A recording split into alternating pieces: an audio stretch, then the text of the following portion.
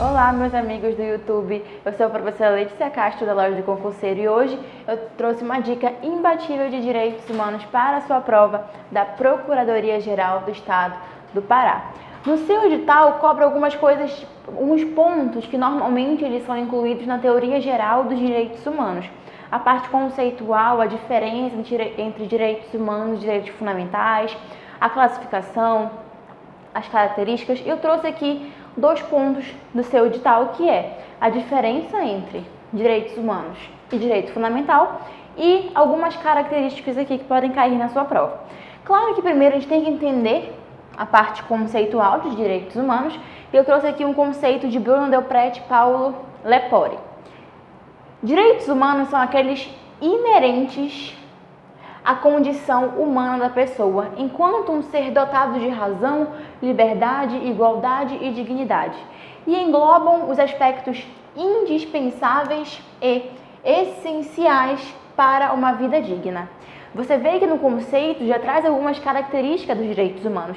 Os direitos humanos é inerente ao ser humano, eles são indispensáveis e essenciais. Sua titularidade decorre só do fato da pessoa existir. Aqui temos a universalidade, a inerência, que pressupõe que basta que nós sejamos humanos, basta que sejamos pessoas para nós sermos protegidos por esses direitos, para nós sermos titulares desses direitos, não comportando qualquer tipo de distinção ou discriminação, encontrando-se previstos especialmente em documentos internacionais. E aqui já tem um spoiler para você do que é direitos humanos. Os direitos humanos eles estão positivados em documentos internacionais, tá? Diferentemente dos direitos fundamentais. Pessoal, essa é a diferença básica.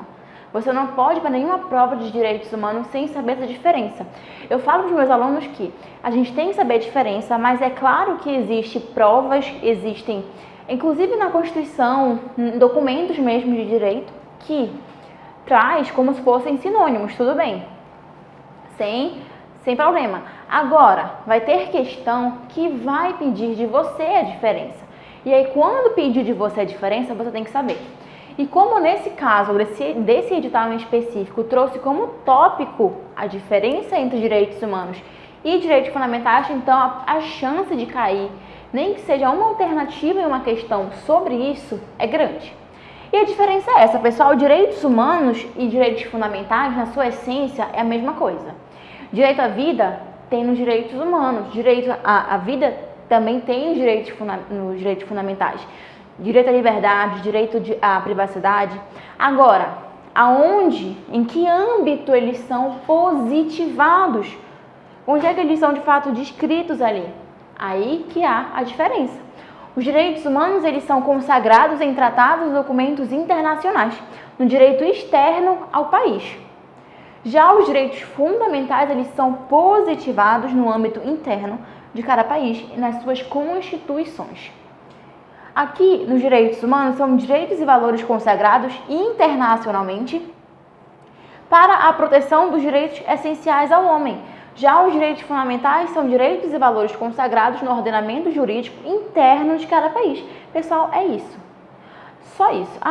Então, se é direitos humanos, é documento internacional. Se é direito fundamental, é documento interno, é constitucional. Só isso. Pessoal, tem gente que cai, tanto é que eu trouxe questão que fala exatamente sobre essa diferença aqui. Olha só. Primeira questão. A distinção terminológica entre direitos humanos e direitos fundamentais se estabelece com base na informação de que direitos fundamentais são os direitos de ser humano reconhecidos e positivados na esfera do direito constitucional. Tá certo isso aqui, pessoal? Olha, é exatamente o que eu falei, que os direitos fundamentais são positivados no direito interno, em constituições de cada país. Letra A já é nessa questão.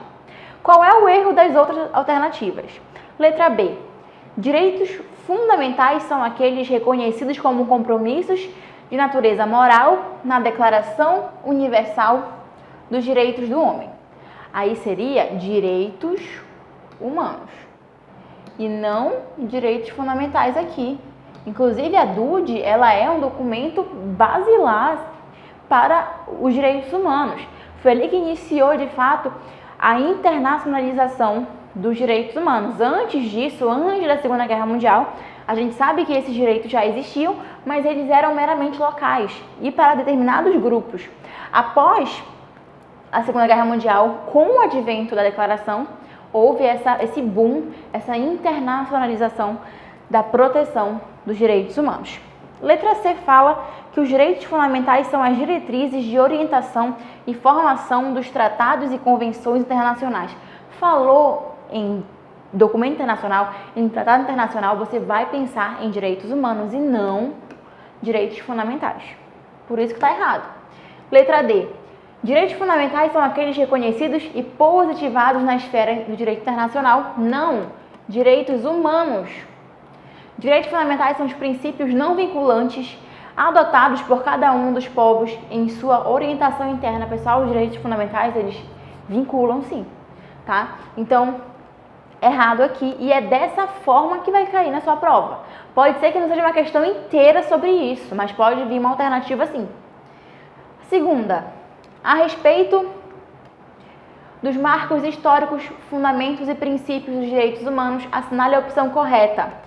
Segundo a doutrina contemporânea, direitos humanos e direitos fundamentais são indistinguíveis. Por isso, ambas as terminologias são intercambiáveis no ordenamento jurídico. Está falando aqui que não existe diferença entre direitos humanos e direitos fundamentais, que eles são exatamente a mesma coisa, que eles são indistinguíveis, são sinônimos. Pessoal, errado. Não são indistinguíveis, eles não são intercambiáveis, errado. B. Os direitos humanos estão dispostos em um rol taxativo, não, que foi internalizado pelo ordenamento jurídico brasileiro com a promulgação da Constituição Federal de 88. Não, os direitos humanos não são taxativos, eles são um rol exemplificativo. Sempre é possível você ampliar, surgir novos direitos. Com novos problemas, com novas tecnologias, surgem novos direitos. Quando a gente estuda as gerações dos direitos humanos, a gente vê que cada mais surgem novas gerações. Temos hoje a 6ª geração que trata sobre o acesso à água potável. Quando que 50 anos atrás pensaria que o acesso à água potável seria um direito humano? Por quê que existe hoje essa geração? Por conta do risco de que futuramente, em breve, nem todos vão ter acesso a essa água potável. Então, surgimento de novos problemas, de novas tecnologias, temos os direitos tecnológicos, surgem novos direitos, então eles não são taxativos. C. No Brasil, então aqui é direito fundamental. Os direitos políticos são considerados direitos humanos e seu exercício pelos cidadãos se esgota no direito de votar e de ser votado. 2 erros aqui.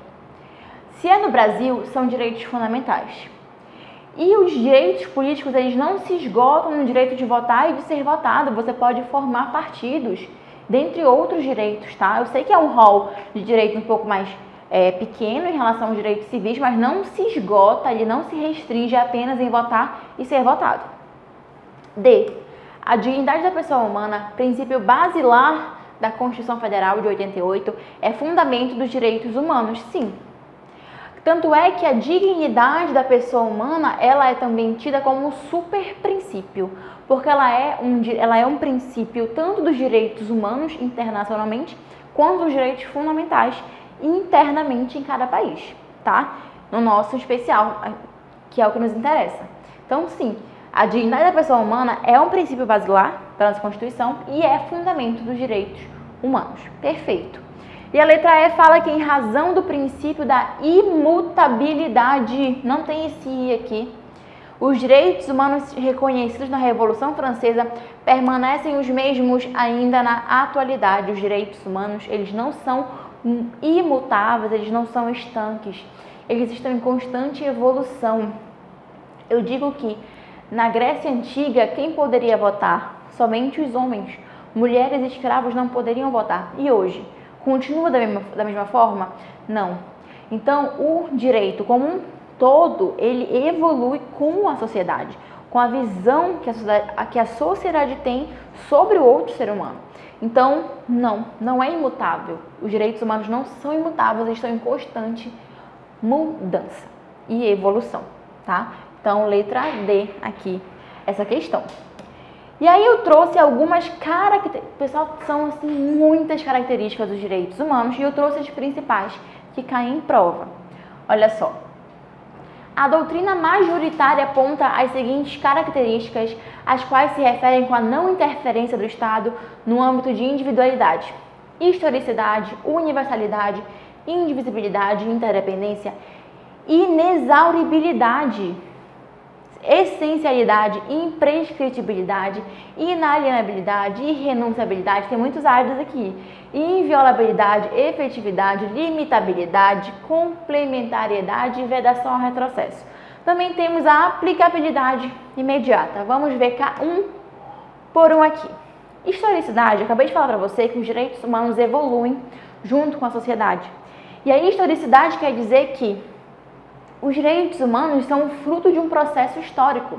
Os direitos humanos não surgiu do nada, da noite para o dia. Tem gente que acha que os direitos humanos surgiram após a Segunda Guerra Mundial. Não. Existem direitos essenciais ao homem desde a antiguidade, certo? Ali no Código de Hammurabi, temos a República Romana, a Grécia Antiga, temos o Cilindro de Ciro, temos vários documentos históricos datados da antiguidade que haviam direitos essenciais ao homem. É claro que aqueles direitos naquele momento, eles não eram para todos, não eram como existe hoje em dia. Antigamente, na antiguidade, eles eram para determinadas pessoas, normalmente para a elite, certo? Mas eles já existiam. Então, é isso que quer dizer a historicidade. Os direitos humanos são frutos de um processo de evolução histórica. Não nasceram em um único momento histórico, superaram diversas revoluções até chegarem aos dias atuais. Temos a universalidade, já falei para vocês sobre ele. A universalidade quer dizer, ela tem dois lados aqui, que é o da inerência e o da transnacionalidade. A universalidade quer dizer que os direitos humanos são inerentes ao ser humano, à condição humana. Basta que a gente nasça, basta que nós sejamos humanos, aqui de carne e osso, para sermos titulares desses direitos. E não importa de onde nós sejamos, não importa o país que nós sejamos, não importa também a nossa crença, enfim, no Ocidente, no Oriente, aonde for, nós somos titulares desses direitos. Então, é isso que quer dizer a universalidade e as bancas adoram essa característica. Determina que os direitos humanos não se destinam somente a grupos isolados como era antes da Segunda Guerra Mundial, mas sim a todos os seres humanos e em todos os lugares, independentemente de qualquer condição, sem nenhuma forma de discriminação. Há dois aspectos: a inerência, o qual todos os direitos humanos são inerentes a todas as pessoas, e a transnacionalidade, a qual estipula que os direitos humanos devem ser reconhecidos em qualquer lugar do mundo. Tá? Então, isso quer dizer a universalidade. Temos a indivisibilidade e interdependência. Os direitos humanos, pessoal, eles não podem ser vistos, eles não podem ser protegidos de forma separada, como em caixinhas. Por isso que existem críticas muito fortes à teoria das gerações, porque as pessoas tendem a enxergar os direitos humanos de forma separada, mas eles são um só. Então, eles são interdependentes. Você não pode proteger somente um direito, somente uma geração e esquecer a outra em detrimento da outra. Isso não pode acontecer. Por quê? Para que se tenha uma vida digna e plena, é preciso que esses direitos todos sejam protegidos. Então, eles têm a mesma preservação jurídica. Então, se, por exemplo, o Estado proteger o direito de liberdade de locomoção, se ele proteger, por exemplo, o direito à saúde, mas não protege o direito ao trabalho, ele não dá trabalho para você. Como é que eu vou investir na minha saúde se eu não tenho condições de me alimentar porque eu não tenho trabalho? Então, um vai ligando no outro. Então, não tem como proteger somente um e não proteger o outro, tá? Então, indivisibilidade pressupõe na constatação de que todos os direitos humanos têm a mesma preservação jurídica, e a interdependência consiste na constatação de que os direitos humanos colaboram para a efetuação dos aspectos primordiais de viver uma vida digna. Temos a irrenunciabilidade, o nome já diz, nós não podemos renunciar dos direitos humanos, nós não podemos abrir mão deles. Inalienabilidade, não é possível você vender os seus direitos, não é possível você transacionar, negociar, transferir, não é possível você dar valor pecuniário a esses direitos. E temos a imprescritibilidade, são exercíveis a qualquer tempo, eles não se perdem com o tempo. Os direitos humanos não se perdem com o tempo. Agora, se o seu direito ou o meu direito for violado hoje, um direito humano, e daqui a 30 anos eu quiser buscar indenização por conta dessa violação, isso sim de fato se perde com o tempo. O direito à indenização se perde com o tempo e isso vai de cada direito interno. Quem normalmente vê isso é o direito civil, que vai dizer em quanto tempo você pode solicitar, pleitear a sua indenização pecuniária. Mas você exercer o direito, eu posso exercer o meu direito à privacidade hoje e daqui a 30 anos, porque ele é imprescritível, certo? Seguindo, essencialidade, o nome já fala, né? Os direitos humanos são essenciais por ser inerente ao ser humano. São complementares, os direitos humanos complementam uns aos outros. Você vê que algumas características se encaixam em outros. Quando a gente fala na complementariedade, a gente lembra um pouco da indivisibilidade. Um não exclui o outro, não devem ser analisados de forma isolada. Limitabilidade ou relatividade. Muitas pessoas pensam que os direitos humanos são absolutos. Não. Nem mesmo os direitos humanos são absolutos. Veja que muitas convenções, muitos tratados de direitos humanos não trouxe a abolição da pena de morte.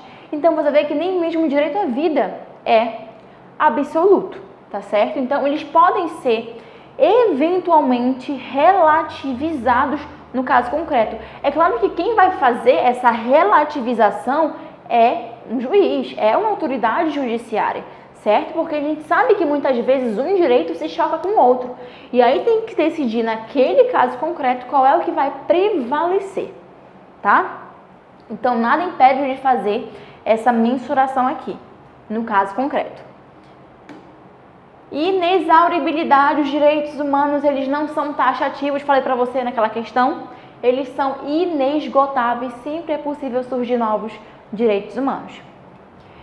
Eles são invioláveis, mas não é só os direitos humanos que não pode ser violado. O Estado também ele tem que atuar de forma preventiva para que aquele direito ele não seja violado e caso haja violação, o Estado tem que reparar. Então tem dois viés aqui, da prevenção e da repressão. Tudo na inviolabilidade. São invioláveis, mas não só isso. No caso de serem violados, o Estado tem o dever de atuar de forma eficaz e centrada a reparar o dano causado. Efetividade. Não basta simplesmente reconhecê-los no âmbito interno e constitucional de cada país.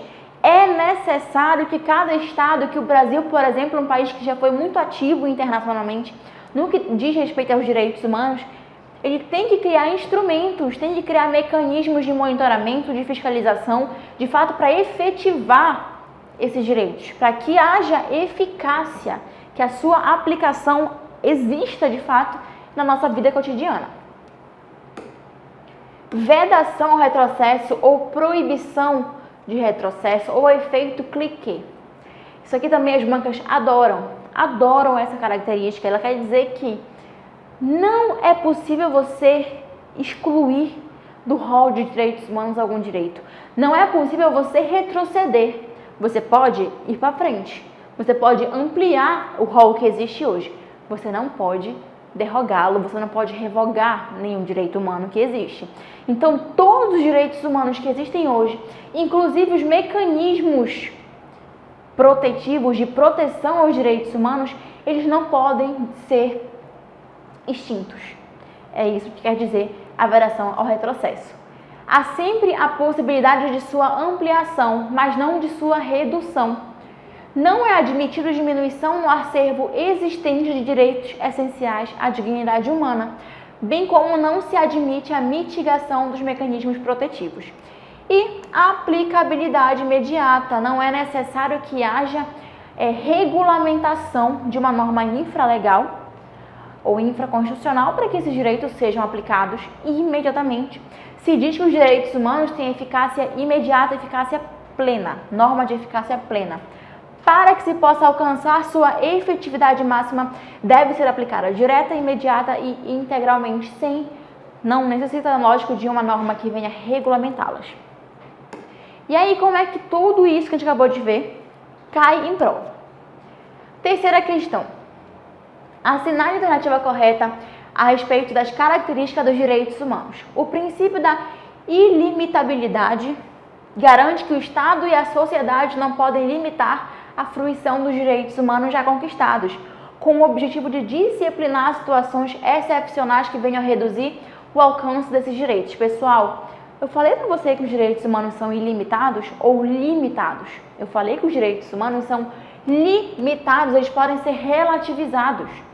Errado. Inclusive, atualmente, nos últimos 2 anos, 2020 e 2021, o nosso direito de reunião, o nosso direito de locomoção, ele tem sim sido restringido por conta de um bem maior, certo? Que é a saúde pública, certo? Por conta da pandemia.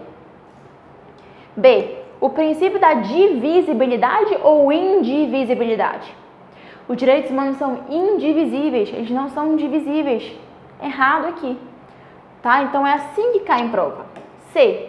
O princípio da essencialidade reza que os direitos humanos devem ser vistos como aquela categoria de direitos inerentes à sociedade em determinada época histórica, podendo ser divididos em essenciais, que devem gozar de livre fruição, e os não essenciais, que ainda demandam reivindicações a serem conquistadas ao longo do tempo. Não existe isso. Não existe divisão de direitos humanos essenciais ou não essenciais. Não existe hierarquia entre os direitos humanos, certo? Então tá errado isso aqui. D. O princípio da inalterabilidade estabelece que os direitos humanos não sofrem alterações com o decurso do tempo, pois têm caráter eterno. Não se ganham nem se perdem com o tempo, são anteriores, concomitantes e posteriores aos indivíduos. Pessoal, eu falei para você que os direitos humanos, eles não são inalteráveis, eles não são imutáveis, eles evoluem com o tempo. Uma das características, logo a primeira que eu falo para você, é a historicidade. Então, errado. Portanto, letra E. O princípio da interrelacionariedade dispõe que os direitos humanos e os sistemas de proteção se interrelacionam. Eles são interdependentes, você lembra? Permitindo às pessoas escolherem entre os mecanismos de proteção global ou regional, pois não há hierarquia entre eles. Sim, você pode escolher entre a ONU, Sistema Global, ou a Comissão Interamericana de Direitos Humanos, a CID.